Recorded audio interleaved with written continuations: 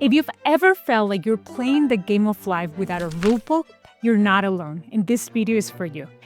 I used to think life was mostly about hard work, planning, and doing everything right. But the older I get, the more I realize it's not just effort, it's energy. It's a game of awareness, intuition, and trust. And when you understand how it actually works, it gets a whole lot easier. Almost 100 years ago, a woman named Florence Scovel Shinn wrote a little book called The Game of Life and How to Play It. And even though it was written in the 1920s, long before anyone talked about manifestation, energy, or high vibes, everything she shares lines up beautifully with what neuroscience and psychology confirm today about the subconscious mind, vibration, and even faith. I've been re-listening to her books recently, and I just keep thinking that woman was ahead of her time. As someone who helps women reprogram their subconscious beliefs and align their energy, I can tell you, these principles still work because they're timeless. So in this video, I'll share 3 powerful spiritual laws from Florence's work and how to apply them to play and actually win in the game of life. Lesson number 1. Your words are energy. Speak like you mean it. Florence used to say, your word is your one. In other words, your words don't just describe your reality, they create it. And science completely backs this up. Every time you repeat a phrase, your brain strengthens that pattern. It's called neuroplasticity.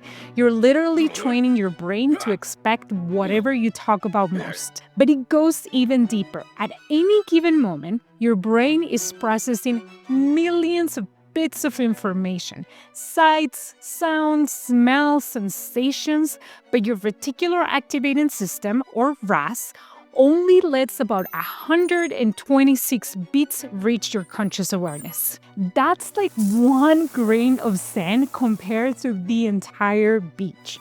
And that's a good thing, because if we consciously perceived everything, we'd probably go crazy. But here's the magic. Your RAS filters information based on what you believe and what you focus on. So when you keep saying things like, things have a way of working out for me, your brain filters reality to prove you right. And when you say, nothing ever goes smoothly for me, your brain goes, okay, let's find evidence of that. I've seen both sides of this in my own life. As a family, we've moved several times from Mexico to San Francisco to Sydney, Australia, and now to Colorado.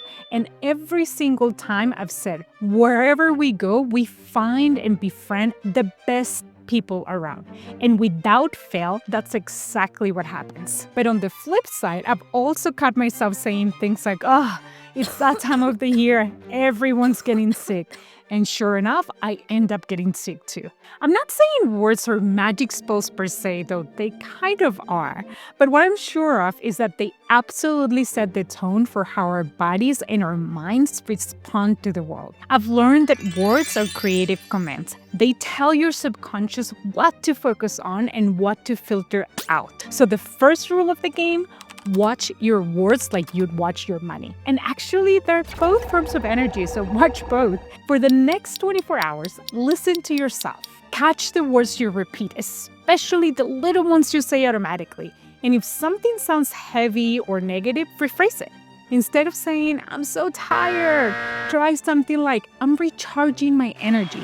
It's simple, but it's powerful because the way you speak is the way you steer your life. Lesson number 2, faith is a frequency and you can tune into it. Florence believed that faith was the secret door to success. Not plain optimism, but that deep, quiet knowing that what you desire is already unfolding, even if you can't see it yet. Neuroscience explains this beautifully. We talked already about how the Reticular Activating System, or RAS, is what decides what information your brain pays attention to.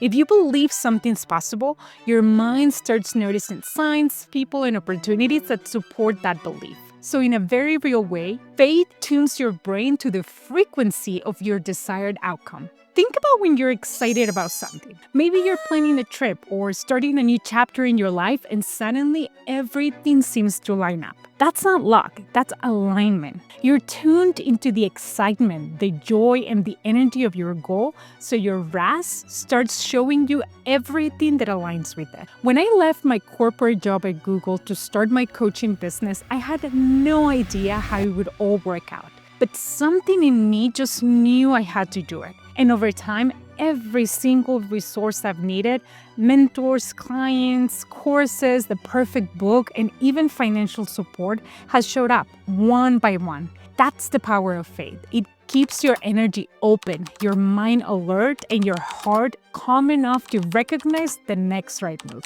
So the next time you catch yourself worrying, pause and ask, if these were already taken care of, how would I feel right now? Then breathe into that feeling calm, confident, and grateful. That's what people like Florence mean when they say we need to be guided by faith instead of fear. And lastly, lesson number 3, giving and gratitude activate flow.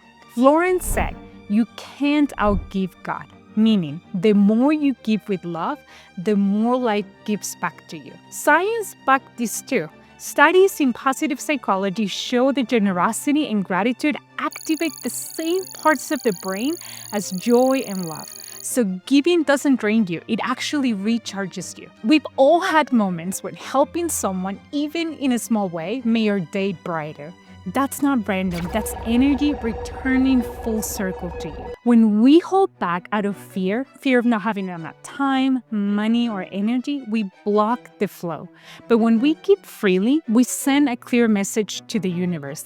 I trust there's more where that came from. This week, give something intentionally. It can be money, but it doesn't have to be. Maybe it's a compliment, your time, or your full attention. The goal here is to do it with joy, not obligation. Then watch how fast something positive comes back to you, usually in ways you don't expect it. In closing, here's what Florence knew and what science now confirms. Life is a game of energy and consciousness. Your words are your moves, your faith is your strategy, and your generosity keeps you in the flow. So if you want to win the game of life, play it with awareness, joy, and trust. Because you're not here to just survive the game. You're here to master it and to have fun while doing it. If this resonated, give it a like so more people can discover it. Maybe someone who needs this message right now. And make sure to subscribe because I'll be sharing more ways to bridge science, spirituality, and subconscious reprogramming so you can consciously create your best life.